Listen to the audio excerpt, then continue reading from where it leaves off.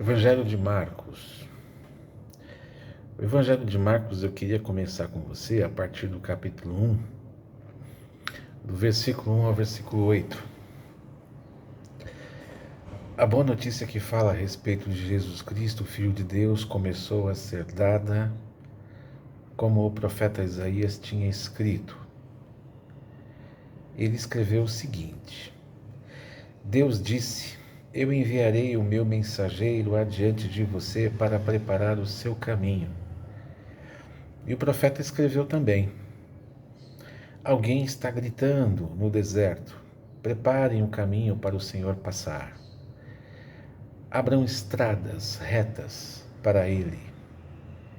E foi assim que João Batista apareceu no deserto, batizando o povo e anunciando esta mensagem: Arrependam-se dos seus pecados e sejam batizados, que Deus perdoará vocês.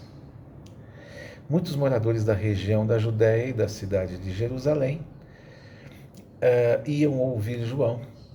Diz o texto que eles confessavam os seus pecados e João os batizava no Rio Jordão. Versículo 6. Ele usava uma roupa feita de pelos de camelo e um cinto de couro e comia gafanhotos e mel do mato. Ele dizia ao povo: Depois de mim vem alguém que é mais importante do que eu e eu não mereço a honra de me abaixar e desamarrar as correias das sandálias dele. Eu batizo vocês com água, mas ele os batizará com o Espírito Santo. Evangelho de Marcos, capítulo 1, versículo 1 ao versículo 8.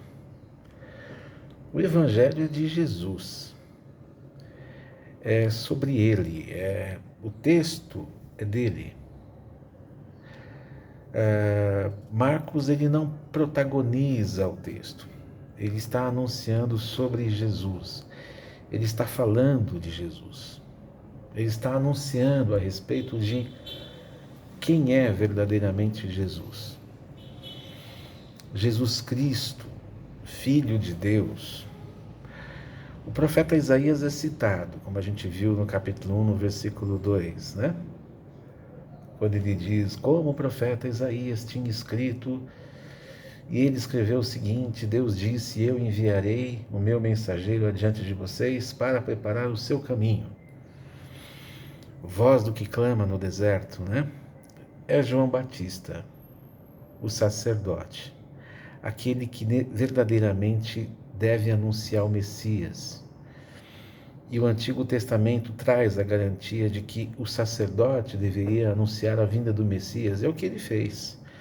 Ele não estava no templo como sacerdote, o seu templo era o deserto, a sua estola sacerdotal eram roupas de camelo, as suas iguarias, seus alimentos eram gafanhotos e mel. Interessante, né? Toda a região da Judéia e todos os moradores de Jerusalém iam até João, confessavam seus pecados e João os batizava. João dizia, depois de mim vem aquele que é mais poderoso do que eu, no versículo 7. Batizei vocês com água, ele, porém, os batizará com o Espírito Santo. É Deus batizando vocês pelo poder do próprio Deus. O Espírito Santo de Deus vindo sobre vocês. A primeira pregação no Evangelho de Marcos é, então, a de João. Um pregador fora de padrões religiosos, ele não está dentro de uma estrutura religiosa, nem em condição igual a essa. Distante também das realidades ou da realidade dos últimos profetas, não muito característico aos profetas que vieram antes dele. E João está abrindo a porta do Evangelho, João Batista.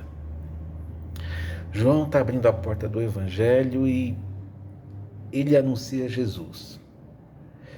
À medida em que João abre a porta do Evangelho, a gente também percebe que quem aparece de fato e que marca todo o cenário é o próprio Jesus Cristo, o Senhor.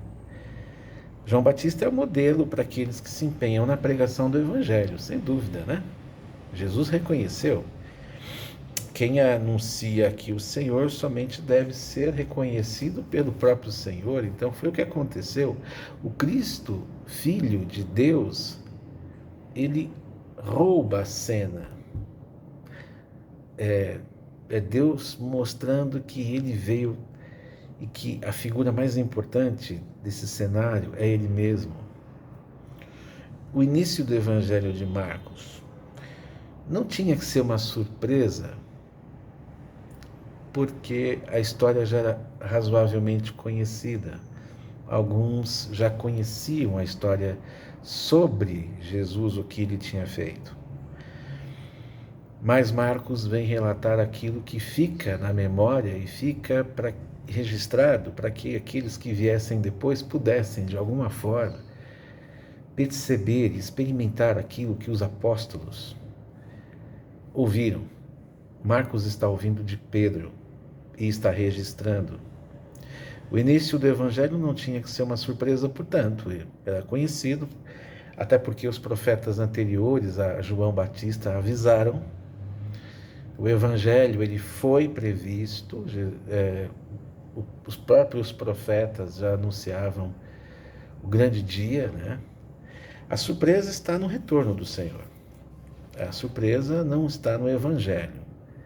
A surpresa está na vinda de Cristo, porque essa expectativa ela reside no coração daqueles que estavam no tempo de Marcos, bem como os que estão no tempo de hoje.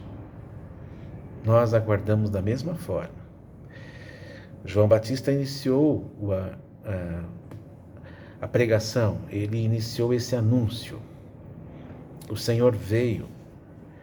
E nós, igreja, nós continuamos por anunciar que ele já veio, somado ao fato de que ele vai voltar.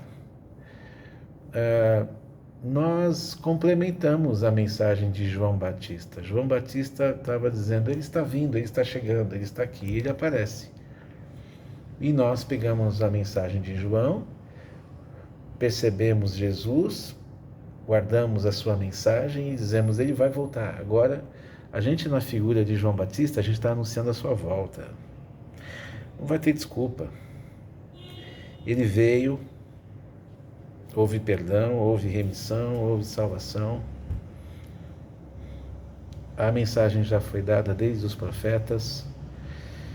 João colocou sua cabeça a prêmio, literalmente, para que essa mensagem pudesse ser ouvida. Jesus apareceu, João o batizou, e depois a gente vai falar sobre isso na próxima. Nós ficamos sabendo disso tudo, e agora a gente aguarda a sua volta.